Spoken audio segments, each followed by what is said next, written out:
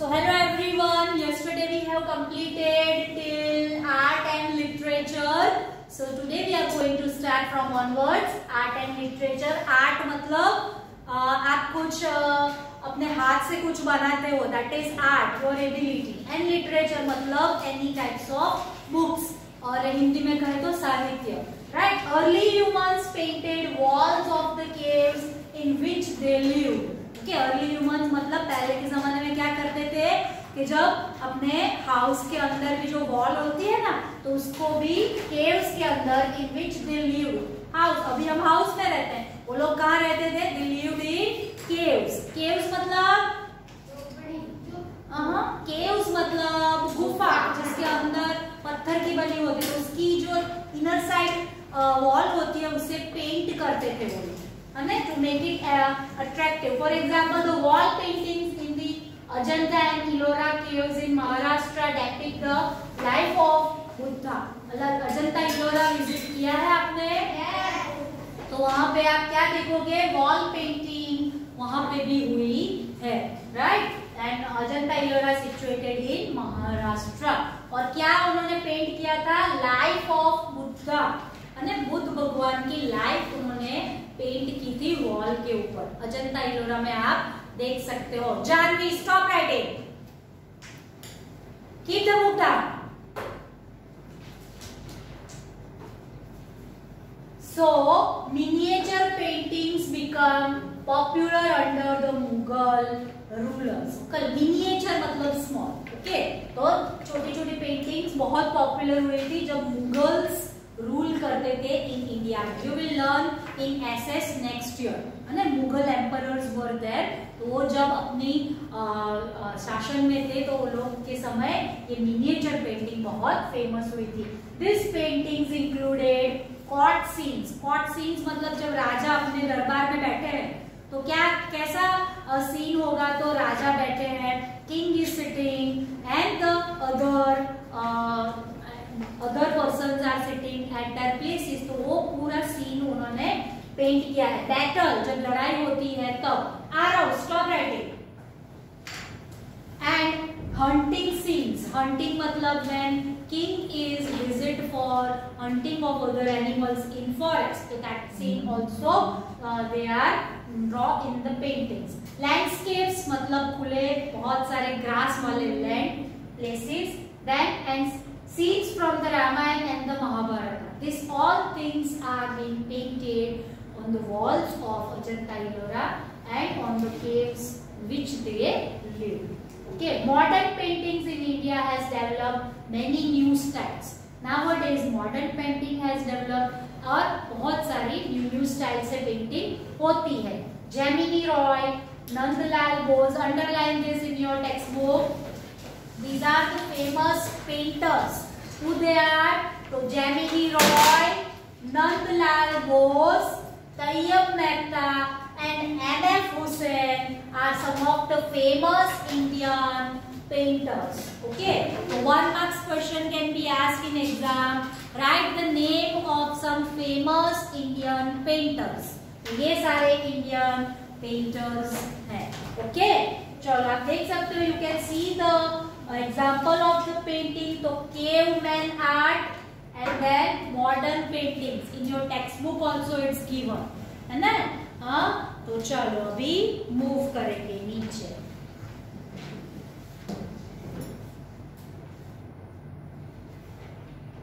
तो in Bihar and Jharkhand. Jharkhand is also one of the state of India.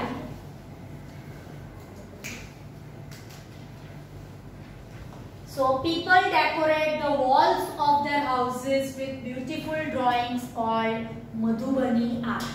वो जहाँ पे बिहार एंड झारखंड में जो लोग रहते हैं वो क्या करते हैं? Decorate their walls. उनके घर की जो वॉल है उसे कैसे पेंट करते थे? With beautiful drawing called Madhubani art. उनके पास एक स्पेशल आर्ट है, उसे क्या कहेंगे? मधुबनी आर्ट. तो उससे वो अपने घर की वॉल्स पेंट करते थे. Beautiful rangoli designs are made on door entrances during various festivals. Do you know Rangoli? Yes. it's a different types of pattern. And this is Rangoli picture. And we are doing Rangoli when at our doorstep. Diwali. In the festival of Diwali. In the festival of Diwali or Navratri mein, so many houses are there. They do regular Rangoli at their doorstep. And every day करते हैं. So Rangoli is a very colorful painting. It's type of painting, but it uses different patterns और color उसमें हाथ से भरे जाते हैं, right? Then embroidery is like Kashmiri stitch. ये भी आप देख सकते हो Kashmiri stitch. हाथ से आपने देखा है एम्ब्रॉयडरी किया हुआ वर्क होता है कपड़ों के ऊपर. That is embroidery. Kashmiri stitch तो किस किस टाइप के स्टिचेस होते हैं? तो एक तो Kashmiri stitch, Katha work and chikankari are the traditional forms of art which have been passed down from one generation to another. Okay, तो these are some famous stitches. कौन सा है? एक तो कश्मीरी स्टिच, काथा वर्क, आप देख सकते हो ये काथा वर्क, then चिकनकारी वर्क. तो आपने देखा होगा chikankari work happens on the light shade clothes and cotton also. And traditional forms art which have been passed from one generation to another. जो लोग पहले के जमाने में सीखे हुए हैं वो अपनी नेक्स्ट जनरेशन को वो आर्ट सिखा कर जाते हैं, right? So that art is passed from one generation to another. Literature is an important part of our heritage. तो very important part कौन सा है? Literature, books, साहित्य, different languages में है. So the books on religious themes like the Vedas, the Bhagavad Gita, the Ramayana, the Bible, the Quran, etc. are known as religious literature. Okay, तो ये सारी कैसी बुक्स करेंगे उसे? Religious literature. आपको अंडरलाइन करना है, you can. Okay, which are the religious books? तो Vedas, Bhagavad Gita, the Ramayana, the Bible, the Quran, etc. are known as religious literature. Okay, they are also called scriptures. Read this spelling.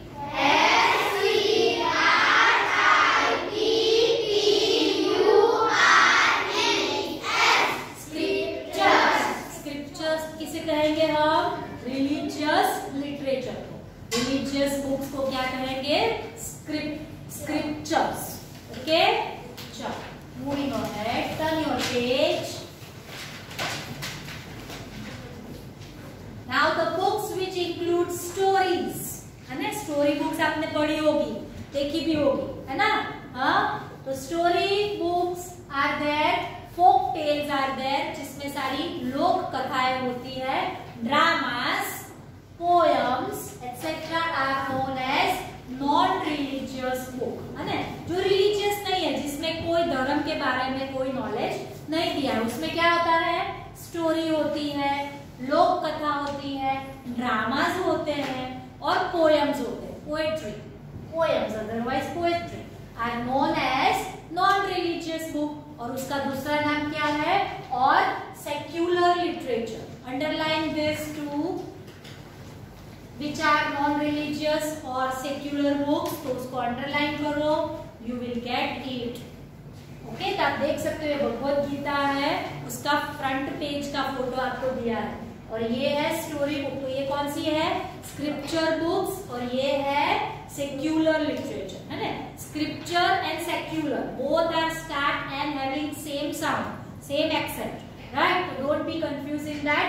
Bhagavad Gita is a religious literature and this story book is a non-religious, otherwise secular literature.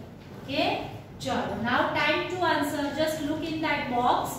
Read first sentence. The books on religious themes are known as religious literature. True. Put right tick in the box. Chalo, next. Folk tales, poems, stories are examples of religious literature. Yes, it's a false statement. Next, wall paintings in the Ajanta and Ellora caves in Maharashtra of Buddha. Put it right.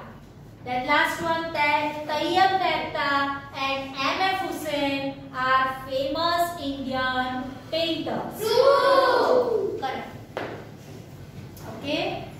Now moving ahead, ancient monuments. Ancient मतलब पुराने जमाने में, और monuments मतलब structure. Okay. So monuments are old buildings such as temples, palaces. Palaces मतलब महल. Very good. Temples आपको पता है मंदिर, है ना? तो monuments are old buildings, बहुत पुराने समय में बनी हुई है, such as temples, palaces and forts. Forts मतलब yes, किला. Very good. जहाँ पे राजा लोग रहते हैं, forts में. Right? They are examples of historic architectural wonders. है ना? ये क्या है? सारे एग्जाम्पल है, हिस्टोरिकल है, आर्किटेक्चरल वंडर्स. वंडर्स मतलब अजायबी. हम ऐसे अभी बना नहीं सकते. Right? The fine carvings on the pillars, domes, walls, etc. of the monuments give us information about the life of the people in ancient times. ये जो सारी चीजें ना टेम्पल्स के अंदर, पैलेसेस के अंदर, फोर्ट्स के अंदर आप क्या देखोगे? You will see that they will give us information about the life of the people in ancient time. पहले के जमाने में कौन से people रहते थे, किस टाइप से रहते थे, which type of lifestyle was there, what their daily routine, वो कौन से टाइप की कॉस्ट्यूम पहनते थे, which type of ज्वेलरी दे, तो वो सारे डिटेल हमें उनकी लाइफस्टाइल के बारे में पता चलती है. The Sun Temple in Konark. Konark जो है उसके ये जो प्लेस है वहां पे क्या फेमस है? Sun Temple. Underline this. Sun Temple in Konark. The Dilwara temple in Mount Abu. Mount Abu गए हो आप लोग? वहां पे Dilwara temple. This is Dilwara temple of Jains. Jain लोगों का ये टेम्पल है. Then Taj Mahal in Agra, Red Fort in Delhi and the stupas in Sanchi and Sarnath and Somnath. ये क्या है सारे? The Maharana Pratap Palace in Rajasthan are some of the famous monuments in India. Okay, तो ये सारे क्या है? Very famous monuments है इंडिया के. Okay, you can see the picture. Taj Mahal किसने देखा है? Who have visited? Very good. जिसे नहीं देखा है, just look here. Maharana Pratap Palace of Rajasthan, situated in Rajasthan. Okay, and then Sanchi Stupa. ये आप देख सकते हो सांची स्तूपा, है ना? हाँ, चलो. और ऊपर वाले पेज में एक बॉक्स चला गया है लास्ट पेज पे. The Vishnu Temple in the city of Tirupati. Tirupati आप गए हो? साउथ में, है ना? साउथ इंडिया में है. Tirupati is a place where Tirupati Balaji temple is there. है ना? Built in the 10th century. कौन सी सेंचुरी में बना था? 10th century. Right now which century going on? 21st. Yes. तो ये जो टेम्पल है ना, विष्णु टेम्पल, वो in the city of Tirupati, built in the 10th century. 10वीं सेंचुरी में बना था. Is the world's largest religious pilgrimage destination. है ना? वहाँ पे largest पीपल आते हैं वर्ल्ड से विजिट करने के लिए. ओके, यहाँ पे आप देख सकते हो rock carving on the monuments. पत्थर के ऊपर भी कार्विंग होती है. ओके, चलो. नाउ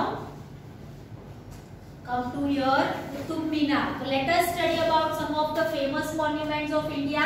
तो Qutub Minar is situated in Delhi. आप देख सकते हो यहाँ पे पिक्चर में, है ना? दिल्ली में सिचुएटेड है. It is 72.5 meters tall tower made from red stone. 70 कितनी हाइट है उसकी? 72.5 meters. ओके, एंड वो किस चीज से बना है? रेड स्टोन से.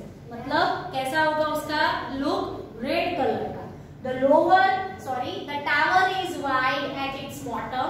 नीचे से चौड़ा हुआ है और फिर धीरे धीरे ऊपर छोटा होता जाता है. And narrow at its top, जैसे ऊपर बढ़ता है तो नैरो हो जाता है। Narrow spiral staircase, narrow spiral मतलब राउंड है, ऐसे घूम घूम के चढ़ना है। स्टेयरकेस मतलब सीढ़ियां, है ना, कैसी है, एक तो नैरो है, छोटी छोटी है, और कैसी है, round spiral, to the top of the tower, तो नीचे से ऊपर तक जाती है। The staircase consist of 379 steps, कितने स्टेप्स है, 379 step, and the tower has 5 stories, stories मतलब कहानी, नो, स्टोरीज का अदर भी मीनिंग होता है फ्लोर, ओके, तो कितने फ्लोर है, 1 2 3 4 5, देख सकते हो आप अपनी टेक्स्ट बुक के अंदर भी, काउंट करो कितने हैं, 5 स्टोरीज मतलब 5 फ्लोर, है ना। तो आपका क्लास कौन सी स्टोरी पे है, समझे, ओके, चलो। Each story has a unique design and a balcony, जो भी 5 स्टोरीज है ना, सब स्टोरीज के ऊपर यूनिक डिजाइन है, यूनिक मतलब वन एंड ओनली, और कहीं आपको देखने नहीं मिलेगी, unique design and a balcony, balcony मतलब गैलरी, व्यू आउटसाइड, है ना। चलो, the construction of Qutub Minar was started by Qutb-ud-din Aibak, आपको ये नाम इसी तरह से लिखना है, कुतुब डैश उद डैश दीन और फिर ऐबक, ये उनका नाम है। कुतुबुद्दीन ऐबक ने ये कुतुब मीनार बनाया था, कौन से ईयर में, 1192, in the year 1192, after defeating the last Hindu kingdom of Delhi, है ना, जो दिल्ली को हराने के बाद, लास्ट हिंदू किंगडम को हराने के बाद में उन्होंने ये दिल्ली में बनाया था। He constructed only the first story of the tower. Tower की जो फर्स्ट स्टोरी है, जो नीचे आपको दिख रही है ना, फर्स्ट फ्लोर, वही उन्होंने बनाया था। Then the construction of the tower was completed after his death by his successors. Afterwards, उनके successors मतलब उनके उत्तराधिकारी, उनकी नेक्स्ट जनरेशन ने उसको कंप्लीट किया, ओके। चलो, the walls of Qutub Minar bear beautiful bands of inscriptions from the Holy Quran, है ना। As you know that Qutbuddin Aibak, he was Muslim, है ना, तो वो मुस्लिम था, तो किस चीज का कार्विंग उसने कभी डिजाइन बनवाई, तो सम होली कुरान से उसने इंस्क्रिप्शंस लिए और उसकी फिर उन्होंने डिजाइन बनाई, right. Apart from the tower there is a Quwwatul Islam mosque in the same complex of the tower, वहीं पे एक मॉस्क भी है, मॉस्क मतलब मस्जिद, वेरी गुड, है ना। मॉस्क की स्पेलिंग रीड करो, M-O-S-Q-E, उसको मॉस्क्यू नहीं रीड करना है, क्या है वो, मॉस्क, नॉट मॉस्क्यू, क्या रीड करना है, okay. In the same complex, वहीं पे एक मॉस्क भी है, and it is the first mosque of India, पूरे इंडिया में वो पहली मॉस्क बनी थी, right. In the courtyard of the mosque there is 7 metre high solid iron pillar, courtyard मतलब उसका जो चौगान है, वहां पे क्या बना है आप देख सकते हो, this is iron pillar, iron से बना हुआ पिलर है, ओके। और वो कितना ऊंचा है, 7 मीटर हाई है, okay. From onwards we will learn tomorrow. Till that time you have to complete the 3rd period spelling 5 times in your notebook. Thank you very much, children.